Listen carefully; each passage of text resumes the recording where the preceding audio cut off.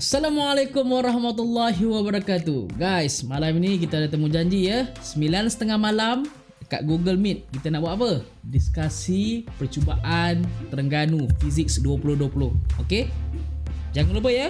Jumpa nanti.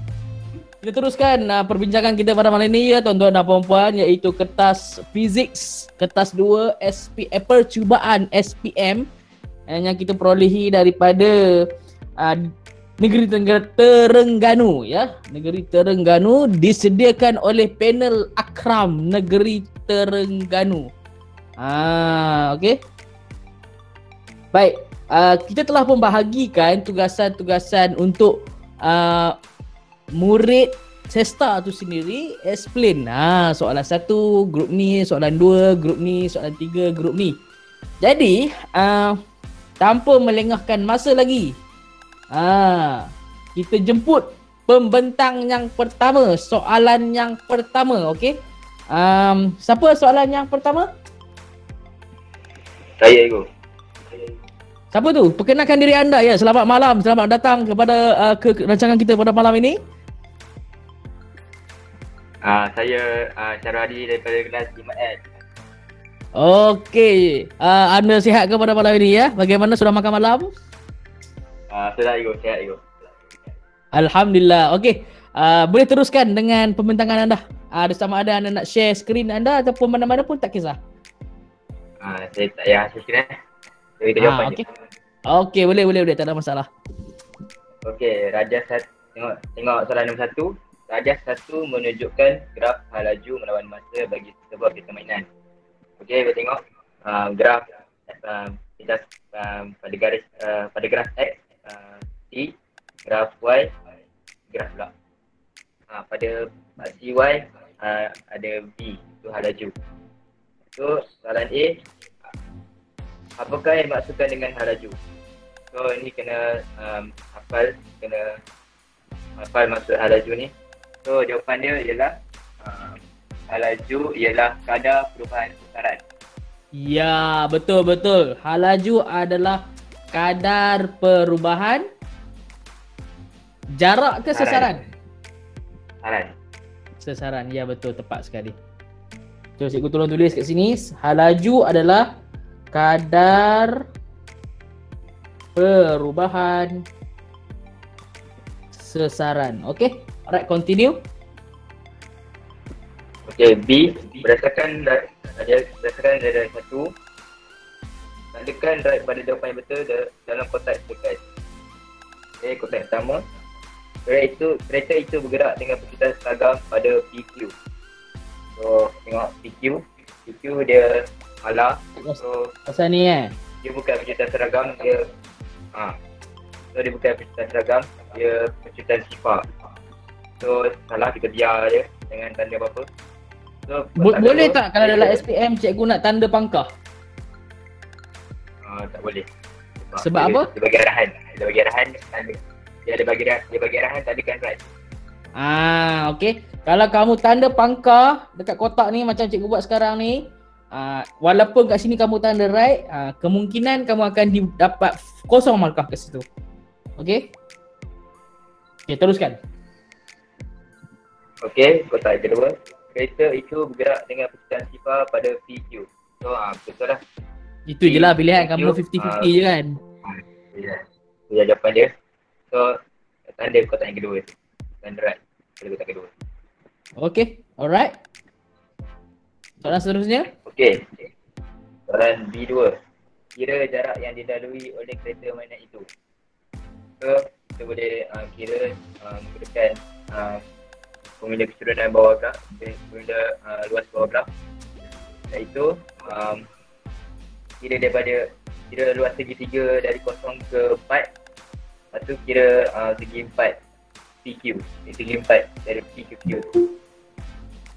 So, formula kira dia sama dengan 1/2 darab 4 darab 2. So, kita dapat luas segitiga yang itu. Lepas tu satu lagi kita tambah dengan luas segi 4 sama tu. Dapat segi 4 sama dari PQ tu. So lu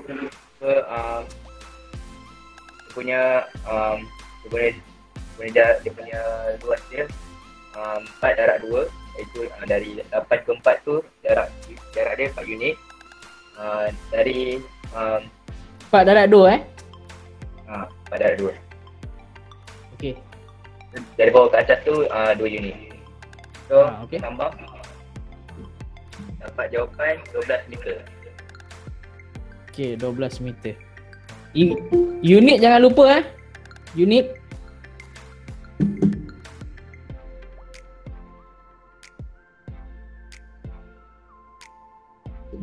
Okey, dah settle? Okey. Terima kasih kepada pembentang kita yang pertama. Okey. Terima kasih kepada pembentang kita yang pertama. Dengar tak suara cikgu? Dengar Dengar. Tapi muka cikgu tak gerak Tak nampak Tak pun muka gerak. cikgu. Ui. Muka cikgu gerak. Okey, dah gerak dah. Dia hang. Okey, dah gerak dah. Dah gerak dah. Okey. So, terima kasih kepada presenter kita yang pertama. Satu penerangan yang padat, ringkas dan cepat. Terima kasih. Okey, sekarang kita bergerak ke soalan nombor kedua. Yang kalau kita tengok gambar rajahnya, ada gambar gelombang, tanjung, teluk. Okey. So, I would like to welcome the second presenter from NDLP2 group, which is, who is it? Saya cikgu. Ya, siapa di talian? Wajihah dari 5H. Ya, Wajihah daripada 5H. Ya, selamat malam. Dah makan malam ke belum? Dah. Okey, Wajihah, tanpa membuang masa, cikgu serahkan untuk anda jelaskan bagaimana kita nak tackle soalan nombor 2 ini. Cikgu, saya share screen Sekejap, cikgu stop dulu. Okey, dipersilakan.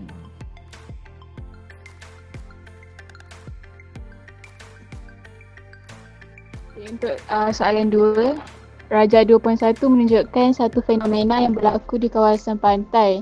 Terdapat perbezaan panjang gelombang antara kawasan P dan kawasan Q. Okay, so soalan ni dia tumpukan kepada soalan tajuk pembiasan gelombang. So nama fenomena gelombang yang ditunjukkan ialah pembiasan gelombang. Okay, untuk soalan B, apa yang berlaku kepada tenaga gelombang air ketika berada di kawasan tanjung? Jawapan dia tinggi sebab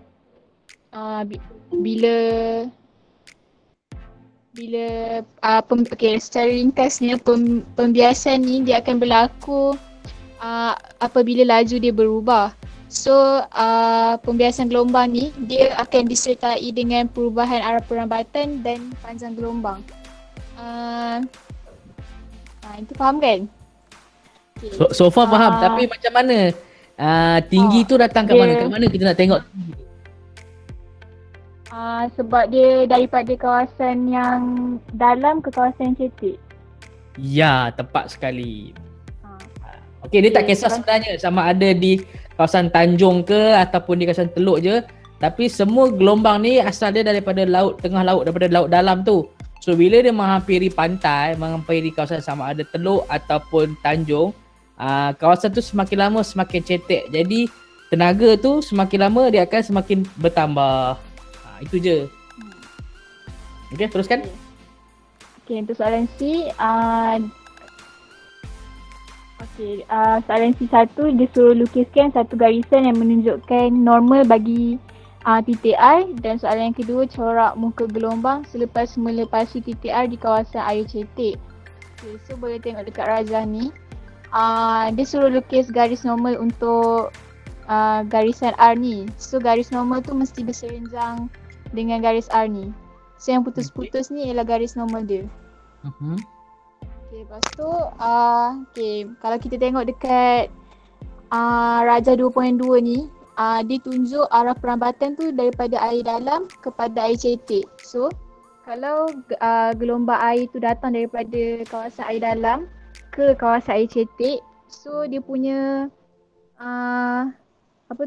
garis gelombang air tu akan mendekati garis normal. Tapi kalau arah perambatan tu dia datang daripada air cetek kepada air dalam, so garis gelombang air tu dia akan garis normal tu dia akan menjauhi garis normal. Okay, so sekarang ni arah dia macam ni lah. So mengikut gelombang kita akan lukis macam ni. Okey, cikgu nak tambah sikit. Okey, kalau jumpa soalan yang perlu lukis dalam SPM nanti, pertama sekali lukisan tu mestilah menggunakan pensel dulu.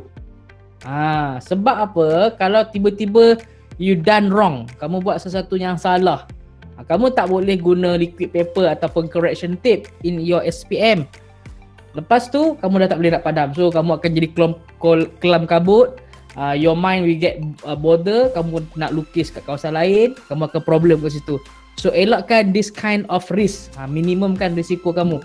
Alright, kemudian yang second, untuk lukis panjang gelombang, kamu tahu panjang gelombang ataupun muka gelombang susunan tu selepas garis sempadan tu dia akan kecil kan? Okey.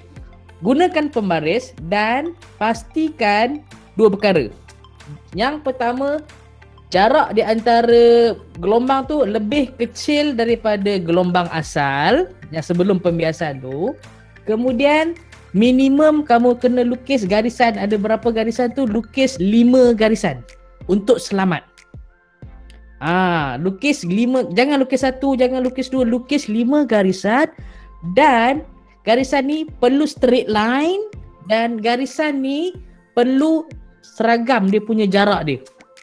Boleh faham tak maksud cikgu? Boleh. So kalau macam yang macam ni Wajihah buat ni, okay, so far arah direction betul, tak ada masalah. Cuma satu, jangan guna pen. Kemudian yang second, distance between the lines tu yang nak melambangkan gelombang di air cetek tu, kalau boleh lepas ni samakan. Samakan jarak dia tu. Okay, kamu dah guna pembaris kan, dia ada yang garis yang panjang sikit, garis yang pendek-pendek sikit dah. Boleh gunakan yang tu, make use of it. Alright. So yang lain dah okey. Okay, teruskan. Dah habis. Dah habis sekejap ni. Okey, terima kasih kepada pembentang kita yang kedua. Terima kasih kepada pembentang kita yang kedua kerana sudi berkongsi ilmunya pada malam ini. Dah lukis tu. Okey. So kita bergerak ke soalan yang ketiga. Okey. Okey, soalan yang ketiga ini, siapakah pembentangnya? Soalan kita berkaitan kalau kita, siapa? Ain cikgu. Ain Syahira. Ya. Ya. Ada seorang je Ain. Okey, Ain Syahira, dah makan nasi lemak? Dah. Okey, kalau tengok gambar ni kita tahu ada beaker, ada mesti berkaitan dengan Saya nak share screen cikgu. Boleh, tak ada masalah. Silakan. Okey, cikgu serahkan soalan ketiga ini kepada Ain Syahira.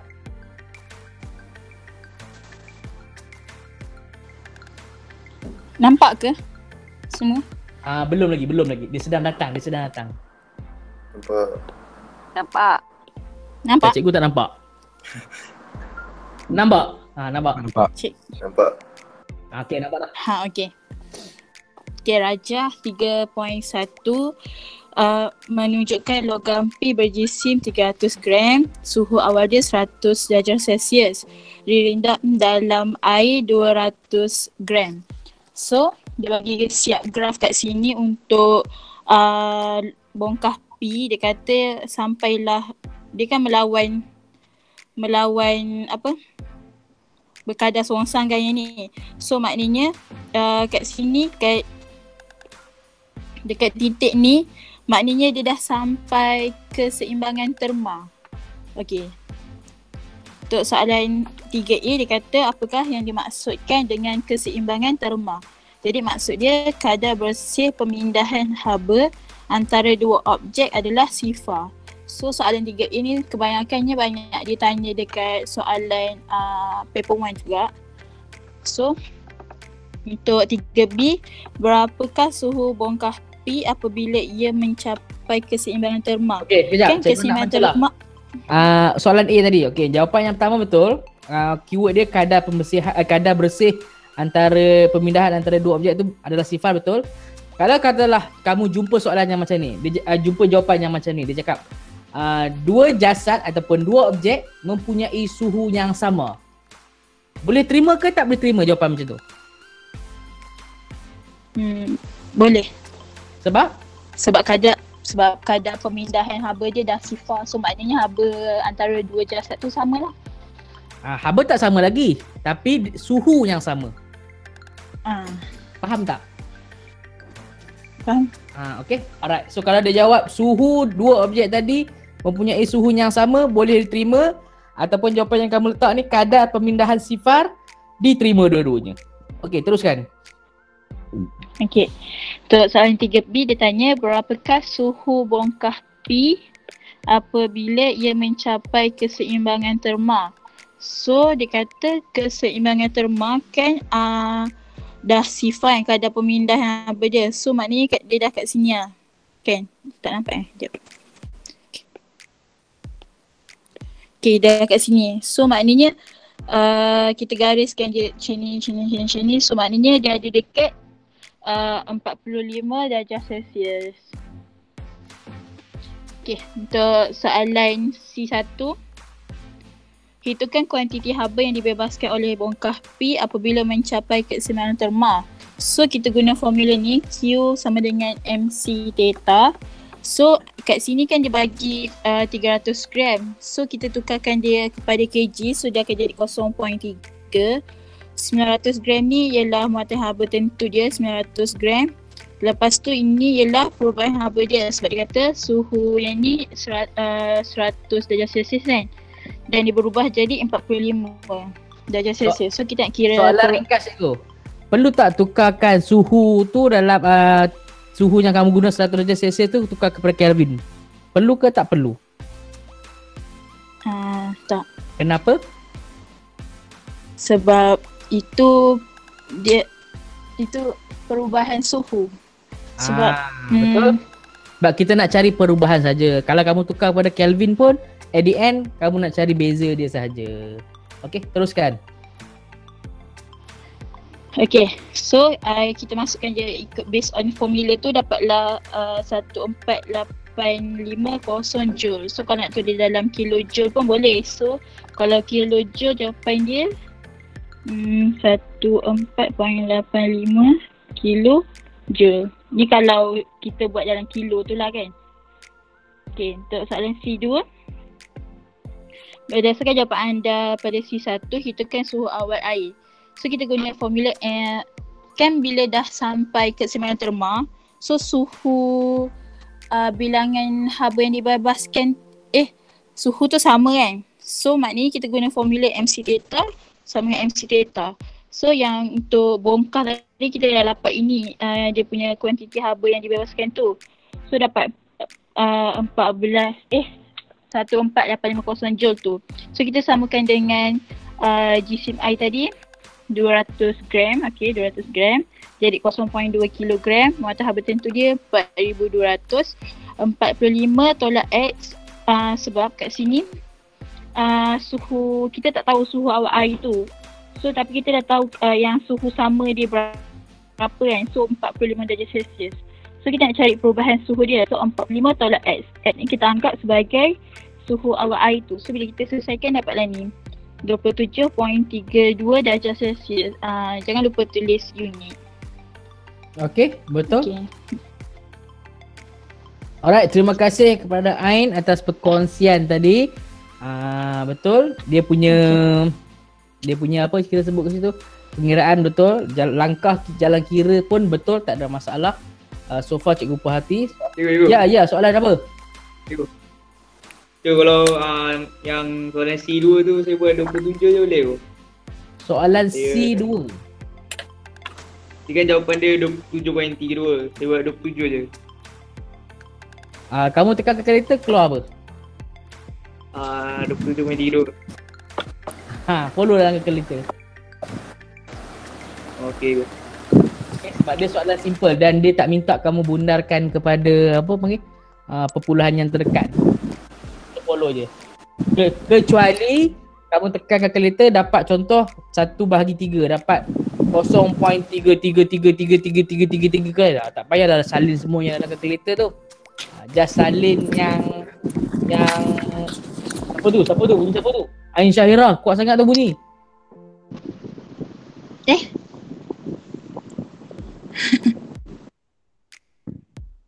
Okey. Ain makan apa? Ain makan. Okey, Madan faham So follow je. 27.32. Tapi kalau kamu tersalah letak 27 tu berdasarkan pengalaman cikgu masih lagi lah ada belas ihsan daripada pemeriksa insya-Allah. Okey? Alright, soalan nombor 4. Kita tengok soalan nombor 4. Soalan nombor 4 ada kettle, gambar kettle. Pembentang nak share screen ke macam mana?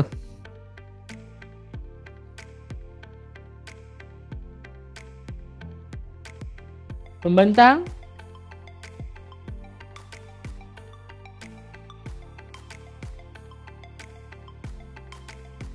Hello, pembentang. Di mana pembentang? Pembentang? Hilang dah pembentang kita.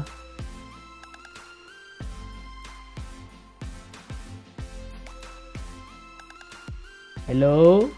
Pembentang. Mana pembentang? Giliran siapa?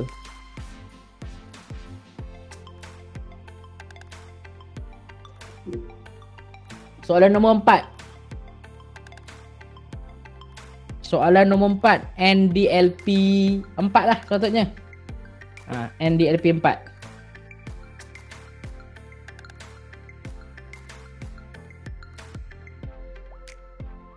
Come on.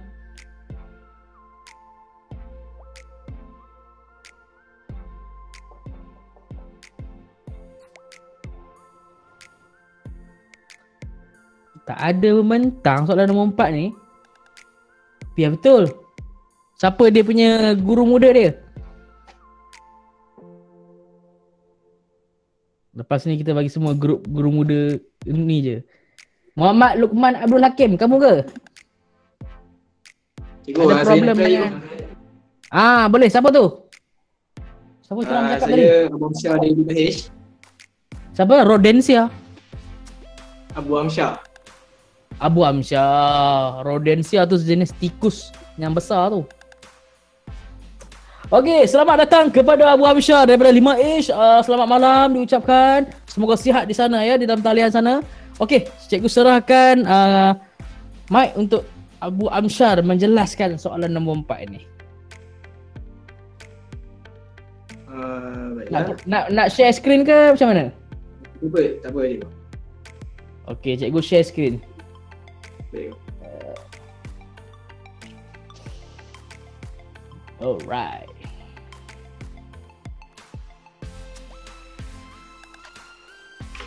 Okay, untuk soalan macam ni, biasa kalau kita nampak yang macam cerit elektrik ni, lepas tu kerana dia akan beritahu kita yang dia punya tenaga yang diperlukan dengan berapa banyak tenaga yang dia akan hasilkan. Jadi macam ni, soalan A, dia tanya apakah yang dimaksudkan dengan label 2 kW dengan 240 volt. Okay, kalau macam ni, kita tahu yang watt dengan volt ni apa. Jadi kita tahu yang volt ni macam tenaga yang dialirkan ke dalam satu barang elektrik ni.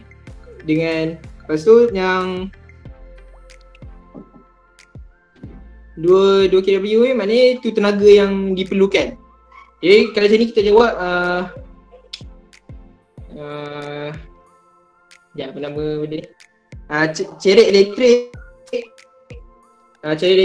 akan dapat menghasilkan 2000 joule tenaga per saat apabila 240 volt disambungkan Sekejap, cikgu cuba tulis. ke Ceret elektrik menghasilkan 2000 2000 joule J tenaga per second per saat per saat.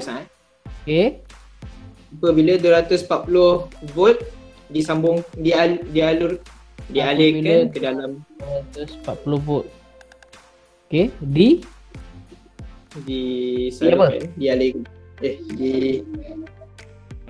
Disambungkan. Disambungkan ke ceret elektrik. Dah. Maksud dia kat sini, kalau kamu ada beza keupayaan 240 volt, kat situ akan ada energi yang lalu dalam ceret tu sebanyak 2000 joule. Ni adalah power. Power adalah energy. Power adalah energy. Alright. So, teruskan. Lepas tu dia minta kita kirakan arus yang mengalir melalui ceret. Jadi kita ingat formula P sama dengan VI. P sama dengan VI. Jadi sekarang kita tengok kita dah ada formula, kita tengok apa yang soalan minta, dia minta arus. Jadi kita jadikan I jadi sebagai kadar rumus arus. AI sama dengan P per V sama dengan P per V. Jadi kita masukkan je nilai P kita dapat 2000 dan V kita dapat 240. So sama dengan kita akan dapat 8.33 ampere. 8.33 ampere. So betul? Betul so far? Betul. Lepas tu untuk soalan C. Soalan C kita boleh ambil nilai yang lagi tinggi daripada arus tu sebab fuse. Kita kena ingat fuse punya fungsi. Maknanya bila macam terlalu banyak tenaga mengalir, lepas tu dia putuskan arus. Jadi mesti kita nak fuse tu je lagi tinggi daripada yang arus yang diperlukan. Jadi kita letak yang paling dekat yang dia 9 ampere. Kalau letak 20 boleh? Tak boleh sebab kot nanti tiba meletup terbakar. Sebab dia punya beza terlalu jauh. Ya betul. Kita tak nak yang terlalu jauh gap dia. Berikan alasan. Tu alasan dekat bawah tu. Fuse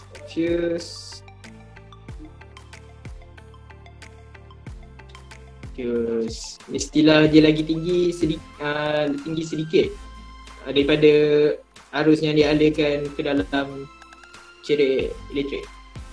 Fuse lebih tinggi sedikit. Lebih tinggi ke sedikit? Ran, jawab macam mana?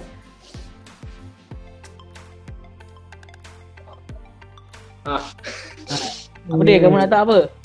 Ayat kat sini. Daripada apa? Daripada arus yang disambungkan. Arus yang disambungkan pada arus elektrik. So apa jawapan nak letak kat kawasan ni? Pada arus elektrik.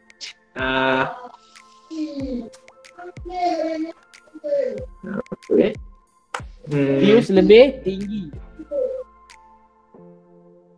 Tak payah letak apa-apa, dah. Tidak terlalu tinggi lagi. Tak payah macam tu dah, dah. Fuse lebih tinggi daripada arus yang disambungkan pada arus ceret elektrik kat sini. Ceret. D. Untuk D pula, dia minta rintangan. Jadi kita ingat formula V sama dengan IR. V sama dengan IR. Bila dapat ni, kita tengok apa yang soalan minta. Dia minta rintangan. Jadi kita jadikan R jadi perkara rumus. Jadi R sama dengan V per I. Lepas tu kita masukkan je nilai. V sama 240 dan dengan arus kita dapat tadi 8.33. sama dengan kita akan dapat there you go. 28.8 ampere. ampere. Oh. Ah. 28.8. Ingat ni basic kot.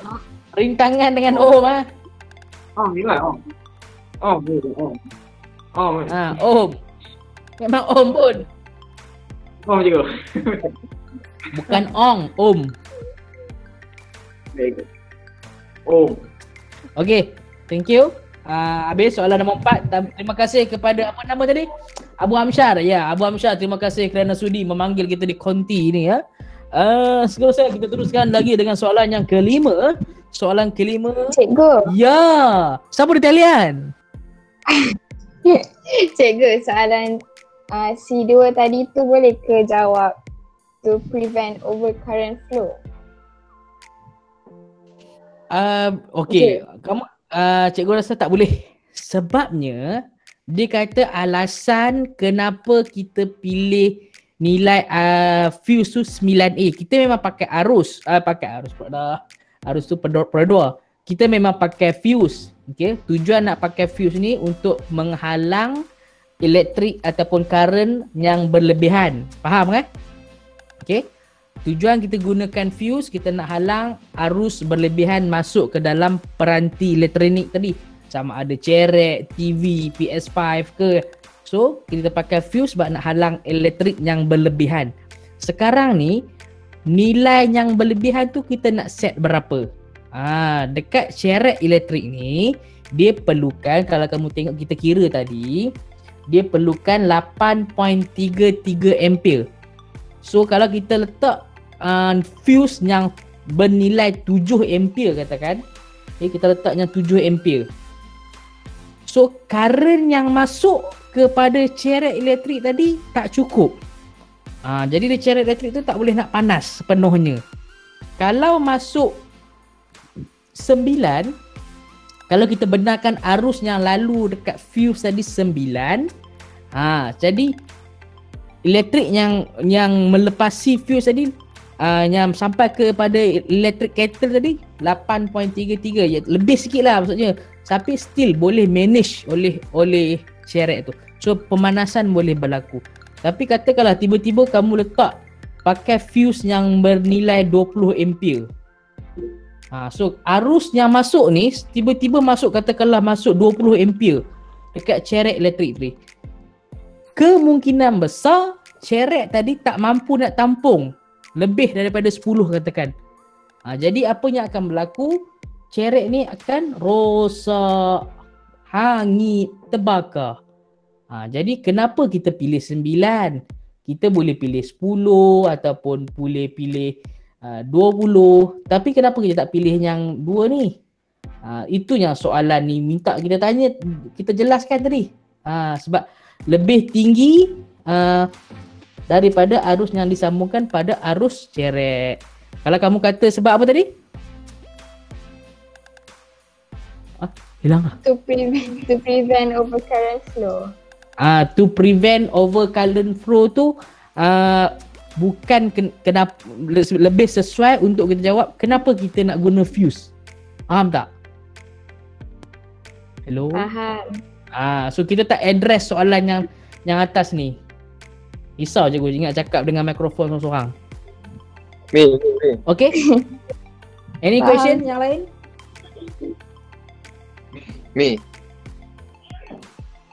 Okay. Soalan nombor 5, kalau tak ada apa-apa, ada siapa-siapa nak bentang seterusnya? Saya Siapa tu?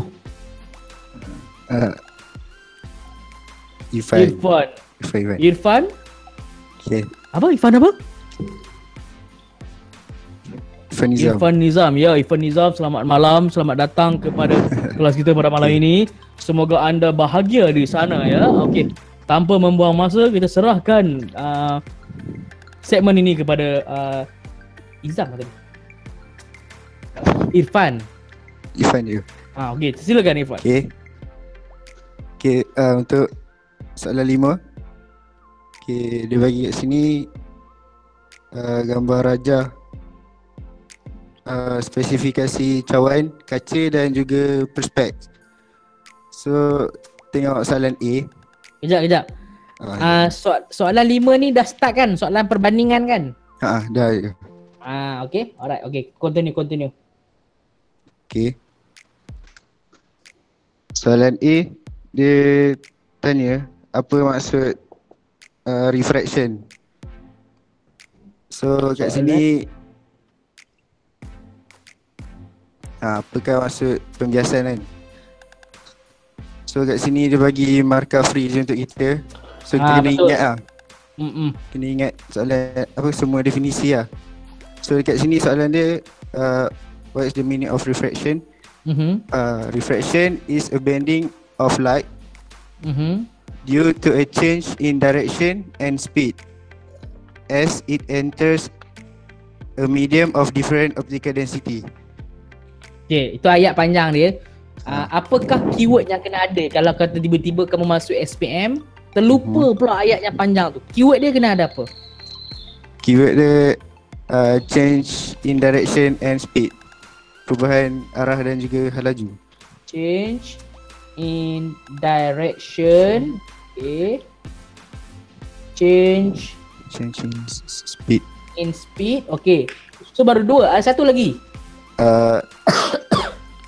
Bila berlaku different. semua ni? In different density. Different. Okay. Kedua-dua ni dah betul point dia. Cumanya kalau kita fikir logik, dekat siapa berlaku? Medium. Cahaya Medium of propagate through different. Yang ini keyword kena betul lah. Different apa? Different density. Bukan. Bukan density different. Optical density. Density. Okay. Kalau ketumpatan tu itu mass over volume lah. Itu lain. Okay. So kalau tiba-tiba terlupa dalam SPM ayat panjang dia, benda ini jawapan dia. Ayat yang kamu cakap tadi betul juga. Okay. Ayat yang kamu tadi cakap betul juga. Alright, teruskan. Untuk soalan B, dia suruh bandingkan Raja 5.1 dengan 5.2. Untuk B1 ni, the speed of light in diagram 5.2 is higher than diagram 5.1. So ini 5.1, ini 5.2. So speed dia kat mana? Speed dia kat sini, dia dah bagi. So yang lebih laju 5.2. So 5.2 is greater than 5.1. Okay, tips cikgu. Okay, kalau kamu dah starting dengan 5.2 kat depan, so soalan seterusnya dia akan tanya perbandingan juga kan. So letak je 5.2 siap-siap. Yang ni yang kita akan fikirkan. Okay, alright, teruskan. So untuk soalan B2 pula, 5.2 is less than 5.1. Okay, 5.2 less than 5.1. Alright. Okay. Untuk soalan C1 pula, soalan dia relate the speed of light to the refractive index. So the higher the refractive index, the lower the speed of light. Okay. Laju, kalau kamu perasan kan, ni laju. Okay, yang soalan yang B1 tadi laju kat sini. Laju. Yang bawah dia adalah index. Okay, berkaitan dia. Sekarang ni kamu dah susun dah. Kamu susun 5.2 dengan 5.2. 5.1, 5.1. So bila nak buat relationship, bila kita dah susun cantik macam ni, kamu just tengok dia, simbol dia. Same direction or different direction. So kalau different direction, so dia akan jadi satu semakin naik, satu lagi akan jadi semakin turun. Dia macam tu konsep dia. So jawapan kamu tadi apa tadi? Baca balik. The higher the refractive index, the lower the speed of light. Yes, dia mesti kontra, dia tak boleh sama dua-dua tu. So itu jawapan yang betul tadi lah. Satu naik, kalau yang ni naik, yang ni akan turun. Kalau yang ni naik, yang ni akan turun. Dia macam tu. Alright? Okay, teruskan. Okay. Soalan C2. State the relationship between the refractive index and the optical density of the medium. So kat mana kita nak cari jawapan ni? Kita tengok formula. Okay, tengok formula. Okay. Formula. Macam mana formula dia? N sama dengan C over V.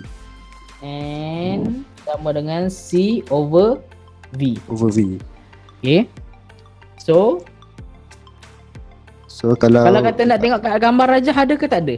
Tiba-tiba lah kamu terlupa formula ni.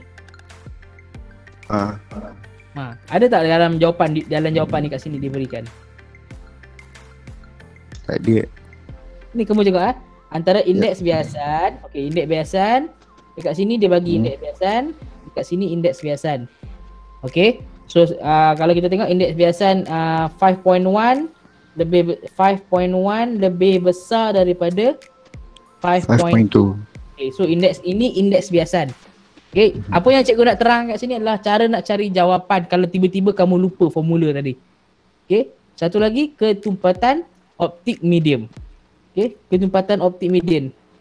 So dalam ni ada tak kalau kita boleh tengok cawan perspek dengan cawan gelas, siapa yang lebih apa? Siapa yang lebih optik dia lebih tinggi? Ada cara tak nak tahu?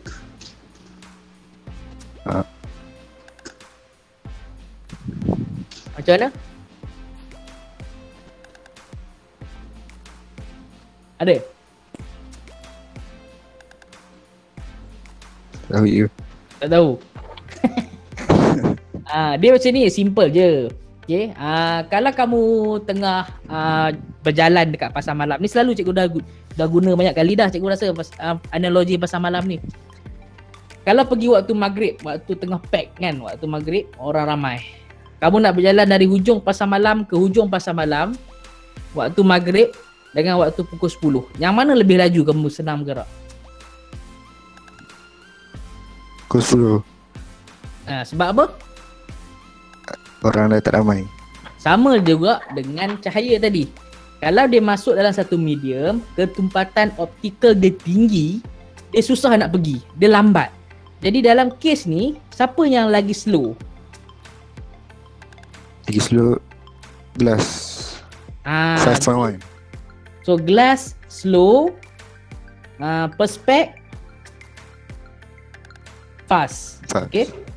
So jadi indeks refraktif ni merujuk kepada kita sebut apa?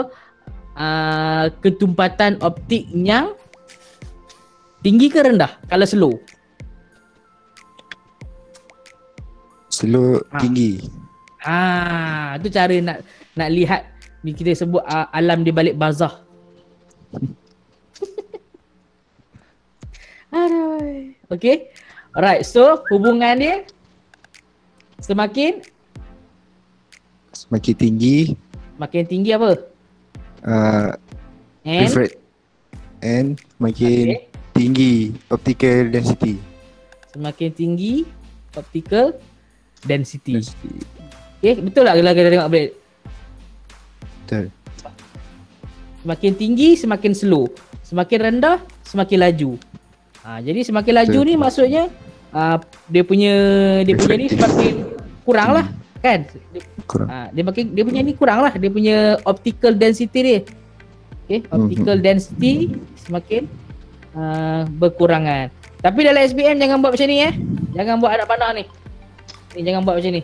Jawab betul-betul. Ni cikgu nak shortcut je ni. Okay. Right, so seterusnya ada lagi tak? Ada D. Okay, D. Okay, soalan D.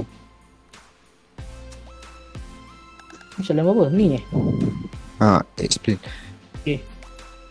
Explain why the position of image of coin is seen above the coin by the observer. Okay, jawapan dia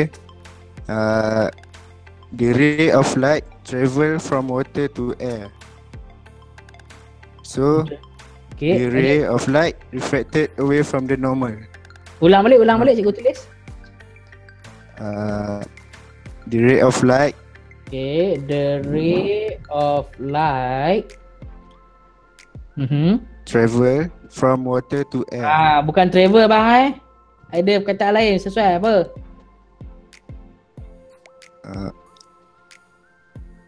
Propagate. Okay, propagate from apa? From water to air. From water to air. Okay.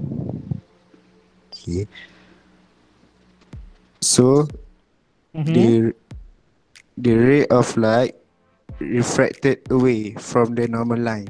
The ray of light refracted.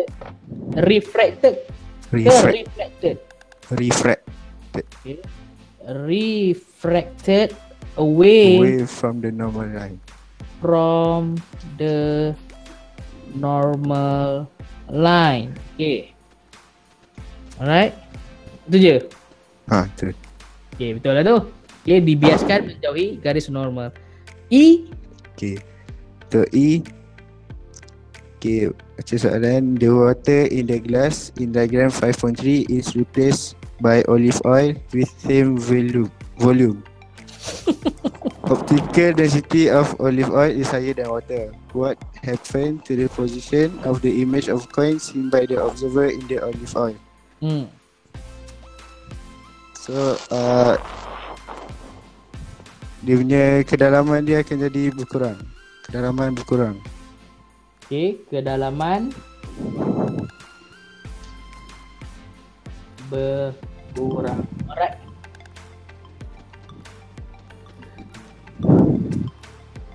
Okay.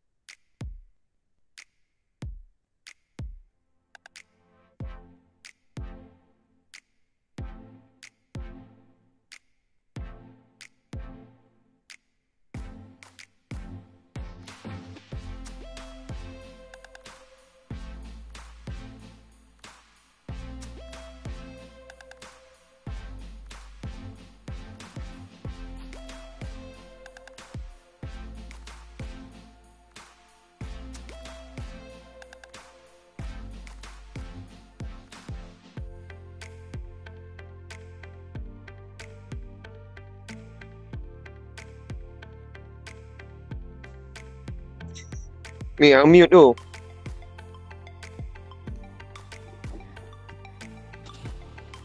Testing. Okay, dengar tak? Dengar. Tadi kenapa tiba-tiba tak dengar? Pelik betul. Testing. Okay, dengar dah. Okay. Alright, so siapa seterusnya? Terima kasih kepada Irfan tadi. Okay, terima kasih kepada Irfan yang sudi menjelaskan kepada kawan-kawan. Okay. Dengar dah. Okay. Siapa? Giliran siapa?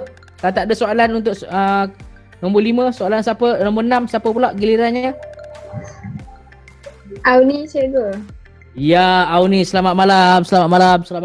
Ya, terima kasih kerana datang. Teruskan Auni. Nak share screen ke macam mana? Tak ada share screen. Kamu share screen? Tak ada. Okay, alright. Teruskan. Okay. Soalan ni dia cakap pasal electromagnet. A bar magnet is moved into a solenoid. Lepas tu, a pointer of center zero galvanometer is detected caused by the induced current. 6.2 ni pun sama juga. Two pieces of bar magnet are moved into the identical solenoid and pointer are deflected. Okay. So the difference here apa dia? Difference dia berapa banyak deflected dia punya galvanometer. Lagi? Pointer. Lagi magnitude dia. Itu dah memang beza dia. Cuba tengok betul-betul.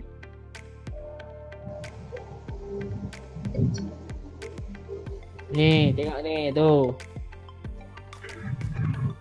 Oh, dia punya bilangan bar magnet. Okay.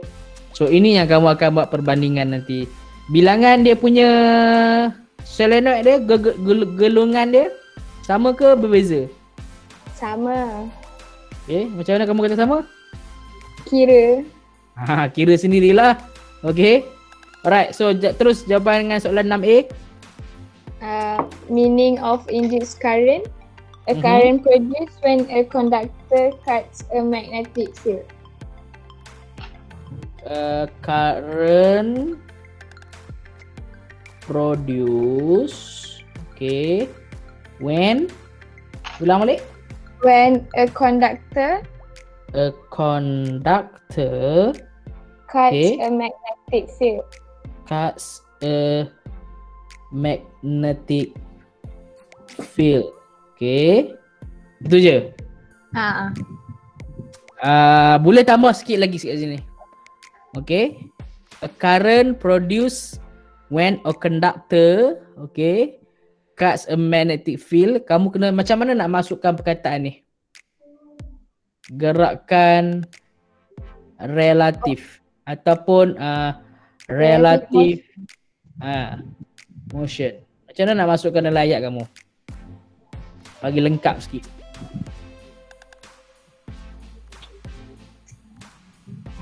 Relative motion produced when a current. Relative motion produced. Kamu yang menggerakkan. Okay, mungkin boleh buat macam ni. A relative motion between conductor. Bukan, salah. A relative motion that cause. Ini bukan jawapan ayat dalam buku teks tau. Ini adalah cara. Sekarang ni kita dah sampai satu fasa di mana kita jawab berdasarkan kefahaman kita dulu. Kamu dah hafal dah. Sampai setahap kamu dah hafal dia punya definition. Sekarang kita nak test diri kita. Tiba-tiba dalam SPM berlaku satu situasi kamu terlupa ayat panjang dia tu. Jadi macam mana kita nak faham? So kita kaitkan keyword-keyword dia, kamu goreng lah asalkan ada keyword dia. Okay. So a relative motion that cause bukan that cause. Salah ni. A relative current produce tu Adibah kata tu. Current produce by relative motion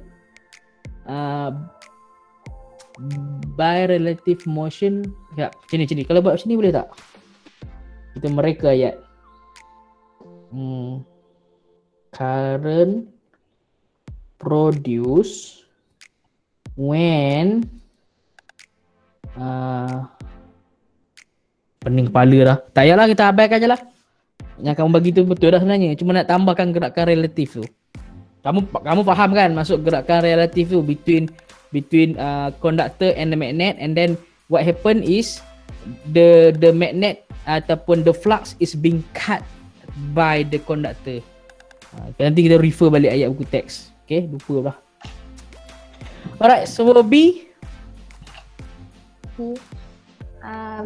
Number of turns of the solenoid in 6.1 is equal to 6.2.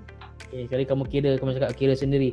So Afrina akan cuba tadi dia kata current that use relative motion between conductor, bukan current that use. Current tu yang kita produce.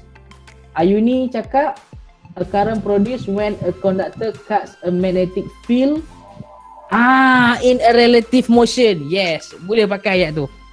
Akhirnya ada juga orang yang boleh combinekan ayat tu. Okay, biasalah tadi dah kena mi goreng dia mamai lah sikit kan. Okay, good one. Okay, ayat Ayuni tadi boleh guna. Okay, a current produced when a conductor. Okay, good. Okay, Auni sambung balik. Soalan free markah ni. Strength of magnetic field 6.1 is less than 6.2. 6.1 less than 6.2. Make sure bila kamu dah start dengan 6.1, continue je dengan 6.1. Okay, alright. So 3, another free mark. Magnitude of induced current 6.1 is less than 6.2. Good one. Okay, betul. So relationship dia, when strength of magnetic field increase, magnitude of induced current increase. So dia tanya tadi strength magnetic field dengan induced current. So kalau kita tengok kat sini, kalau kamu perasan lah tuan-tuan dan perempuan, magnetic field ni soalan nombor ni, yang ni. Okay, current soalan yang ni. So kita nak compare dua benda ni. Yang cikgu highlight ni. Okay, kita nak compare dua benda ni. Kamu dah susun cantik-cantik dah. Dua-dua 6.1 kat depan. Dan bila kita refer balik, kita tengok dia punya kat tengah tu sama direction. Meaning bila sama direction, ini markah free lagi untuk kamu. Satu dia akan, kalau kamu tulis satu benda tu naik, okay, bla bla, satu lagi akan naik juga. Okay, dalam kes ni semakin bertambah kekuatan magnetic field, semakin bertambah current arus aruhan yang terhasil. Boleh faham Boleh. Okay, physics law, Faraday's law. F-A-R-A-D-A-Y. Kalau bahasa Inggeris apostrophe law. Kalau bahasa Melayu, hukum Faraday. Hukum Faraday. Dia tak ada S dah macam tu, tak ada Macam tu je. Okay, jangan kata-kata kamu buat eja pelik-pelik tau. Okay, okay, D, cikgu nak tengok macam mana murid-murid zaman sekarang yang tak pernah jumpa dah benda ni untuk explain. Explain how the dynamo can be used to light up the headlamp of the bicycle. Okay. So, bicycle dynamo ni pun menggunakan induced current juga. So, bila roda tu, dia tayar tu, dia keep on moving. So, coil tu kan ada coil, so dia akan cut magnetic field yang produced by the permanent magnet. So bila ni dua markah aja ni, jangan complicatedkan hidup kamu. Apakah poin pertama dia? When tire moves, coil cuts magnetic flux produced. Kelojor sangat ni. Pelan-pelan. When tire move, what happen next? Coil cuts magnetic flux. Laju sangat tu sebelum tu. Tayar yang hitam ni tayar. Okay, bila tayar tu berpusing, what happen dekat tombol?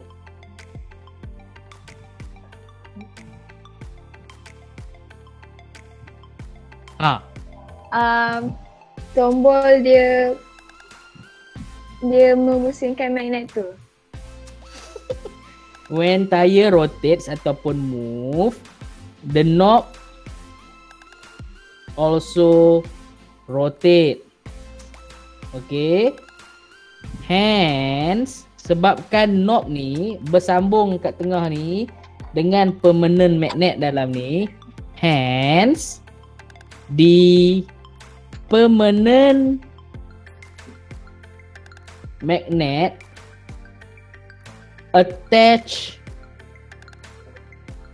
to it also rotates. Boleh nampak tak flow dia? Cikgu cuba cerita kat sini. Boleh tak? So kamu pusing tayar, tombol tadi dia bersentuhan dengan tayar. So tombol tu berpusing. Dan tombol ni dia sambung kepada magnet. So bila tombol tu berpusing, magnet tu pun berpusing. So bila magnet berpusing, what happen next?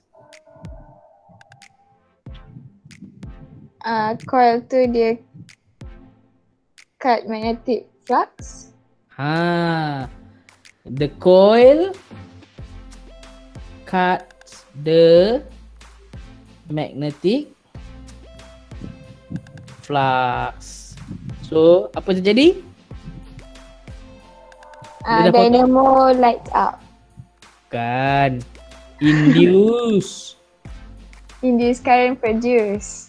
Induce current produce. Lepas tu kamu boleh lah nak sambung ayat seterusnya.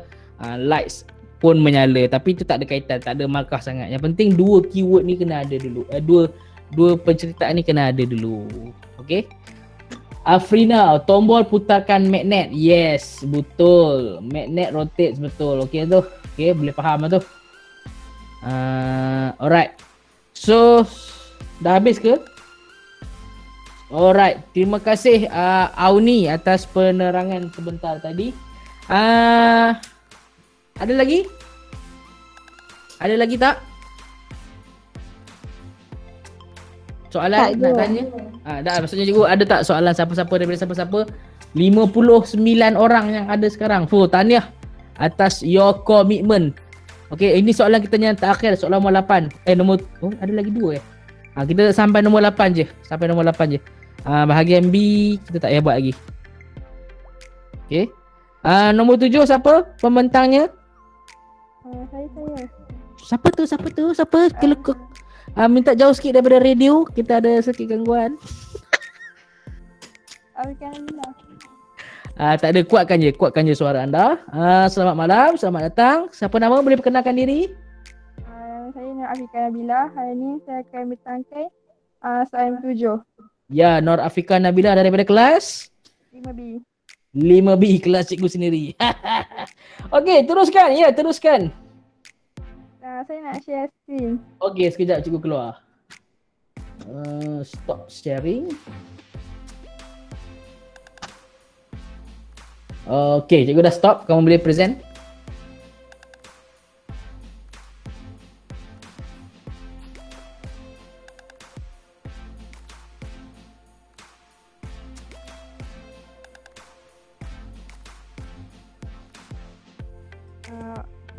Okey, dengar.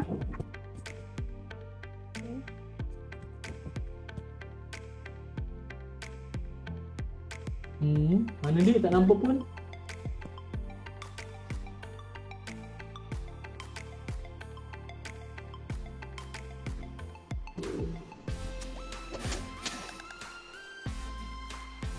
Okey, nampak. Okey. Soalan 7 ni dia tunjuk semiconductor diode. So dia tanya soalan first ni basic dia tanya meaning of semiconductor. So kita kena tahu maksudnya material whose resistance is between those good conductors and good insulator. Definition ni dapat daripada list definition yang dah diberikan tu. Lepas tu soalan nombor 2 tanya name the area labeled J. So dia jawapannya ialah depletion layer. Sekejap, cikgu nak tambah. Katakanlah kamu dalam exam, kamu terlupa ayat yang panjang-panjang tadi. Apa kamu nak jawab? Untuk A1. Sekarang ni kamu jawab materials. Apa tu? Cikgu kecil sangat lah. Materials. Zoom sikit. Okay. Material whose resistance is between those good conductor and good insulator. Tiba-tiba kamu terlupa. Kamu nak jawab apa yang boleh dapatkan markah? Apa saya nak jawab? Apa keyword dia? That consists of conductors and insulator.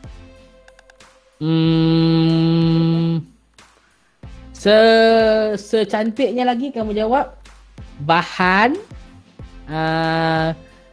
kondaksi, okay, maksudnya dia boleh mengalirkan, tapi tahap dia bahan kondaksi antara konduktor dengan penebat. Dia duduk in between.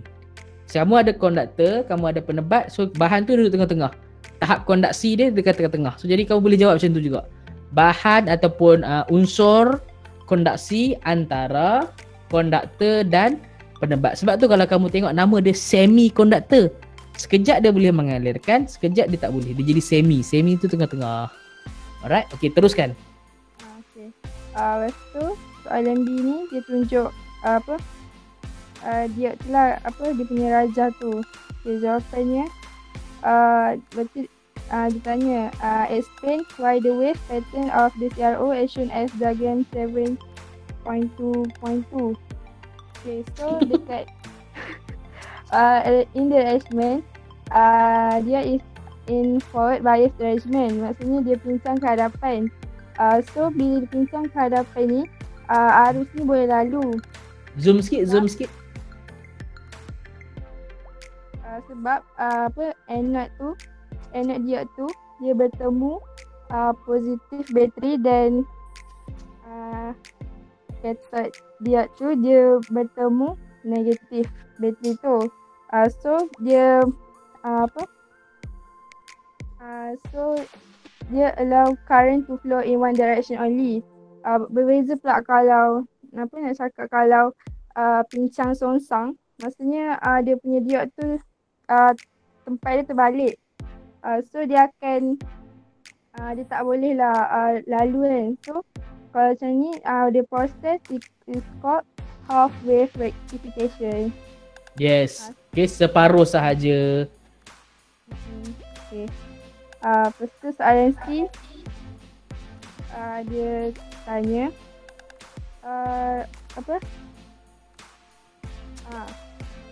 soalan ni kan, lepas tu dia tanya C1 tu berapa bilangan diode yang digunakan. Kita boleh cakap many ataupun 4. Lepas tu sebab dia sebab bila many dia akan produce full wave rectification. Okay, lepas tu nombor 2, dia tanya material untuk connection wire tu. Lepas tu bolehlah cakap copper, sebab copper ni kan konduktor kan. So dia membenarkan elektron tu lalu. So dia akan produce low resistance dan dia akan lagi efficient. So yang ini adalah general knowledge General knowledge, kamu kena tahu copper ataupun cuprum adalah satu unsur ataupun bahan yang mempunyai rintangan yang rendah. Jadi bila mempunyai rintangan yang rendah, kamu jangan ambil bahan ni pergi buat iron. Iron kita nak rintangan yang tinggi, kita nak haba kan. Tapi yang ni dia rintangan yang rendah. So cuprum tak sesuai buat iron tapi sesuai buat benda ni. Okay, teruskan. Lepas tu dia tanya additional electronic component. Lepas tu kita cakap kapasitor sebab dia ni penting untuk menyisingkan arus yang lalu. To maintain the voltage sebab kapasitor ni dia ada tempat untuk maintain voltage yang lalu. So output voltage tu dia akan lagi smooth lah. Yalah tu je. Okay, cikgu tambah sikit. Okay, terima kasih. Ada habis dah Okay, terima kasih kepada siapa nama tadi cikgu lupa? Aina. Afika Nabila. Okay. Cikgu tambah sikit kenapa kapasitor digunakan. Okay. Kejap cikgu share screen cikgu pula. Cikgu nak conteng sikit. In case kamu tak dapat tangkap lagi kenapa. Okay. So bila rektifikasi, mula-mula kamu buat sekejap tak keluar lagi. Presenting your screen. Nampak tak lagi? Nampak lah kot? Okay. So bila kamu buat rektifikasi separuh gelombang, okay. Dengar tak suara cikgu? Hilang lagi suara. Okay, dengar. Alright. So bila kamu buat separuh kan, asal gelombang dia macam ni. Okay, gelombang dia asal macam tu. So tapi bila kamu buat rektifikasi, kamu dah cut separuh. Maksudnya sebelah bawah ni kamu dah buang.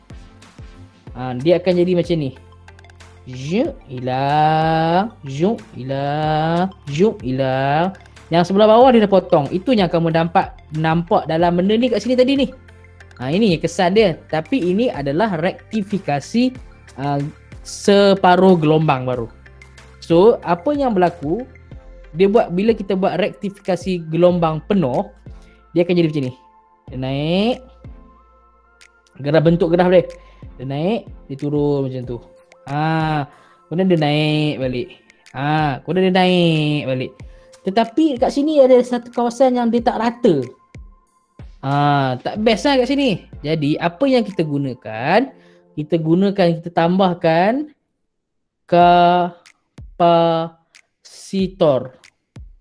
Apa yang kapasitor ni akan lakukan adalah masa tenaga tengah naik kat sini, tenaga disimpan, dia serap tenaga disimpan. Kapasitor ni akan simpan charge tu.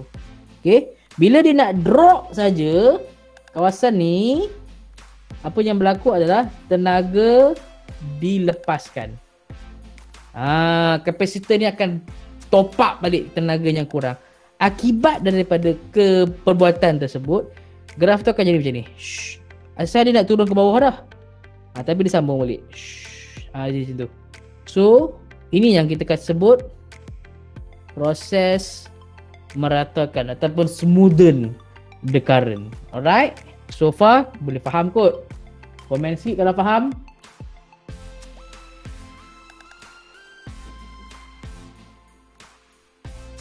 Okay. Faham, alhamdulillah. Alright. Soalan yang terakhir untuk malam ni, kita tamat kelas kita pukul 11 lebih sikit. Okay. Siapa? Siapakah dia? Apa? Saya. Siapa tu? Walin. Okay, Walin. Teruskan, Walin. Nak share screen ke? Kamu nak share Saya nak share screen, cikgu. Okay, sekejap cikgu keluar. Stop presenting. Alright, done.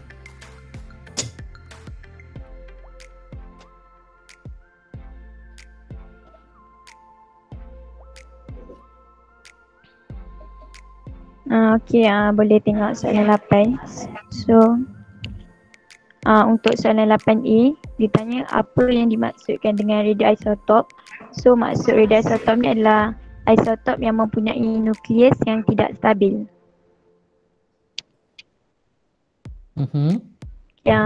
Lepas tu boleh beralih dekat soalan B. Soalan B dikata berdasarkan jadual 8.1, nyatakan kedudukan pipe di mana kebocoran berlaku. Nyatakan sebab bagi jawapan anda. So kalau kita tengok daripada jadual ni, kita boleh tengok bacaan meter kadar dekat D adalah yang paling tinggi. So daripada situ kita boleh tahu kebocoran tu berlaku dekat D. Okay, sekejap cikgu tambah sikit. Jawapan dia adalah kalau kamu tengok kan, bacaan meter kadar tu sebenarnya tu patutnya kadar bacaan meter. Okay, teruskan balik. Okay. So sebab itulah jawapan dia D dan alasan kita sebab dia ada bacaan yang paling tinggi. Yang lain 300 ke bawah, dia seorang-seorang je 300 nak menghampiri 400. Okay, lepas tu boleh tengok soalan C. Boleh tak kamu explain macam mana tiba-tiba proses ni bila bacaan tinggi menunjukkan dia tu sebenarnya sedang bocor. Macam mana? Kamu boleh explain? Sebab sana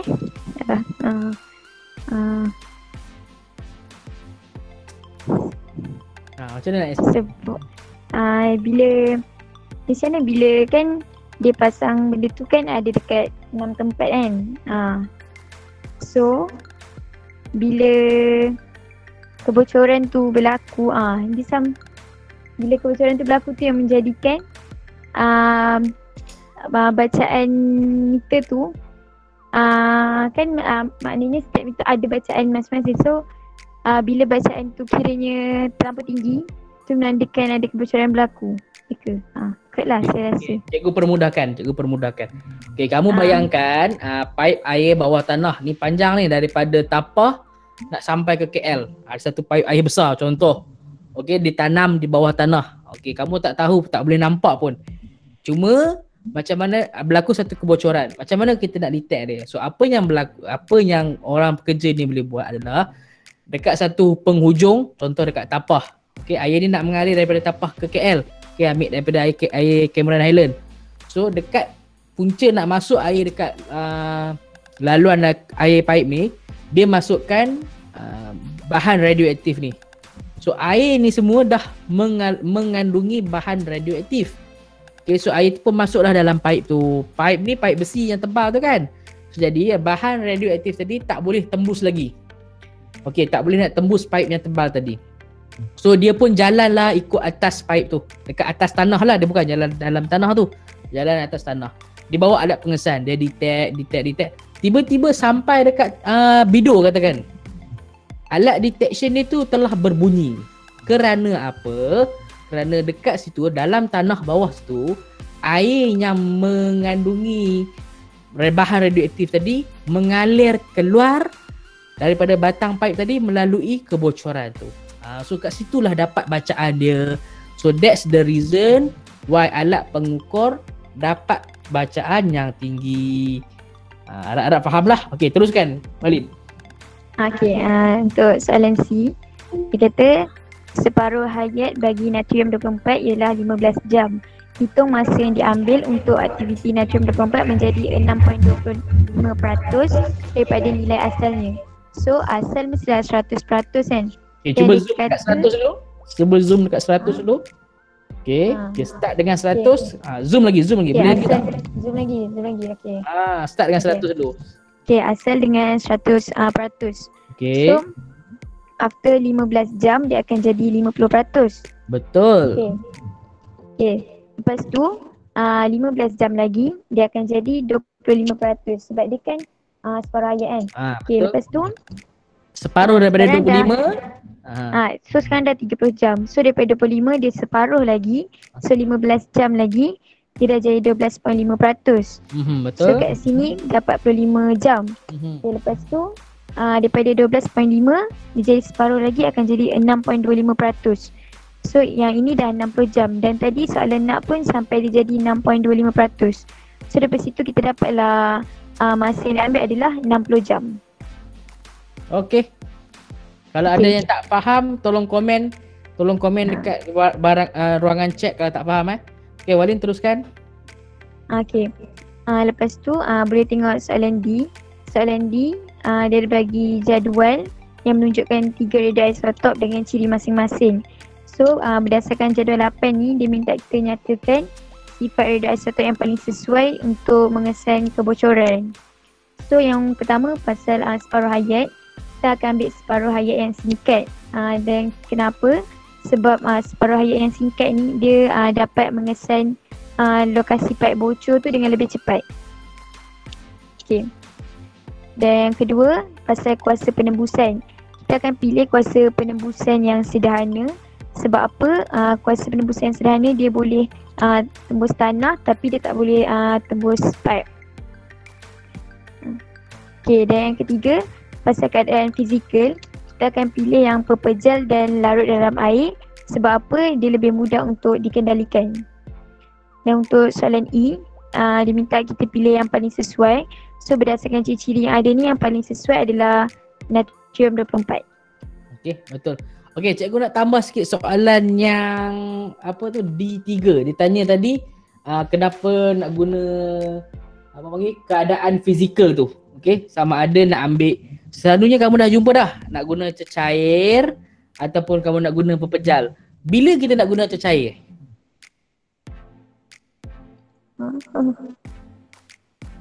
Allah.